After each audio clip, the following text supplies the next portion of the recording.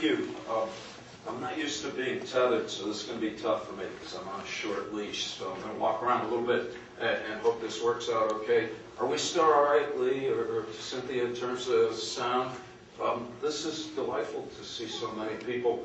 Does everybody have a handout that I've prepared to selfishly ensure that I remembered what I was hoping to say? But also, I like using handouts at these kinds of presentations because I feel like it enables me to present some ideas that I don't expect, frankly, everyone to agree with now or ever for that matter. So I'd like you to have something to take away with you and use as you wish. For some, take a peek, and if you'd like to see the actual manuscripts that are referred to in the top, there's a reference section on the back along with my email address. And please be in touch. I love hearing from folks.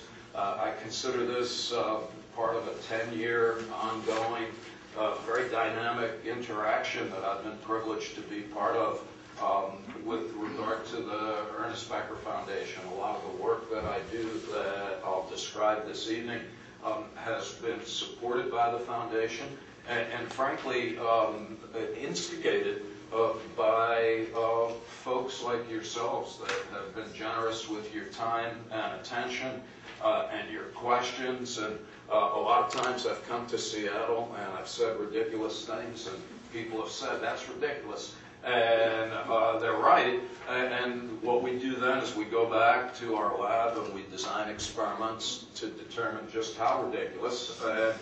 Sometimes very much so, sometimes otherwise. And so I always appreciate having an opportunity to come out and talk to folks. And it's just great to see so many of you. I'm quite frankly astonished. It's one of the nicest days in the history of Earth. So obviously some of you have too much free time on your hands. And this is definitely, now that we think about it, probably not the right time a day to try and attempt anything in Seattle. My trek from, is it Overlake, Dave?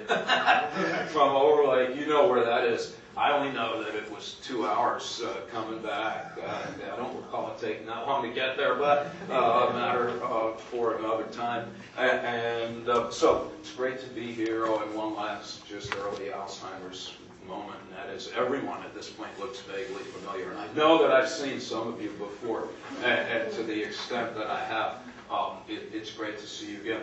I also know that for some folks this is our first encounter, and for those of you that are new to the Becker Foundation enterprise, again, thanks to the foundation, thanks to the co-sponsoring departments at the university, thanks to people at Skidmore that actually also jumped in, and we've got 10 or 12 throwbacks from Skidmore over the decades with us today, and I appreciate all of you coming. It does pose a problem for me, however, and that is that I've been here more times than I have fingers, and I get to talk about matters that are relevant to the ideas of Ernest Becker, and I always try and come and talk about whatever work we've done since I've seen you last, but that puts me in the odd position of necessarily having to be somewhat redundant, because in order to make what we've done in the last couple of months somewhat sensible, I have to ask your indulgence. Some of you that are very already familiar with Becker's ideas and the way that my colleagues Jeff Greenberg and Tom Pazinski and I have been testing them for the last 2 decades or so. So with that in mind, what I'd like to do this evening is to just give you a brief overview that some of you are already very much familiar with what Ernest Becker was up to. I want to talk a little bit again in just very general ways about the research program. Is that all right? Still here okay? That's better for me because I thought my dead ancestors were trying to talk to me. That kind of reverb thing coming, that was bad. All right, that's a lot better. I'll tell you a little bit about our research program so you can get just a feel for the way that we've gone at empirical assessments of Becker's ideas. And then I want to tell you about some work that I think is frankly crazy. And because it is, I think it's of great interest and maybe even potential utility.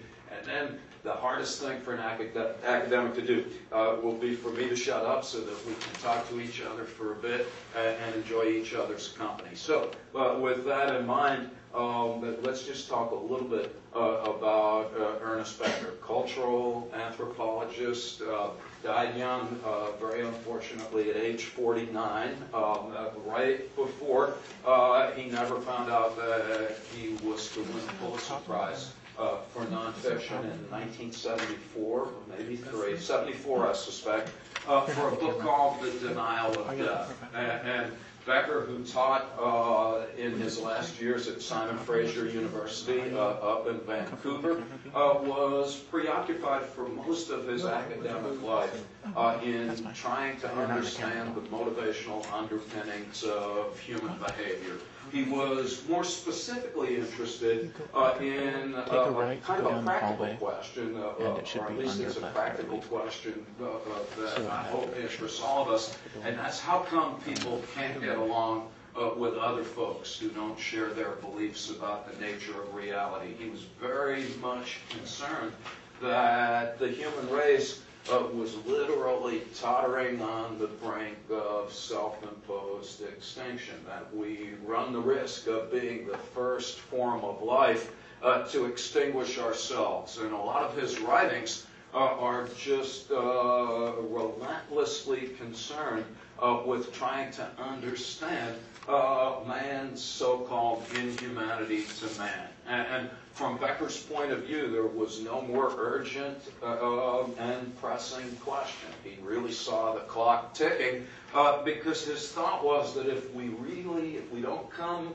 to terms with this question, that time's running out. On the one hand, people have been pounding the crap out of each other since there's been people. On the other hand, they were doing it with sticks and rocks, not nuclear weapons and bunker-busting bombs. And so he said, hey, we should pay attention to this very important question. And in order to do that, he said we need to back up and to ask a more basic motivational question.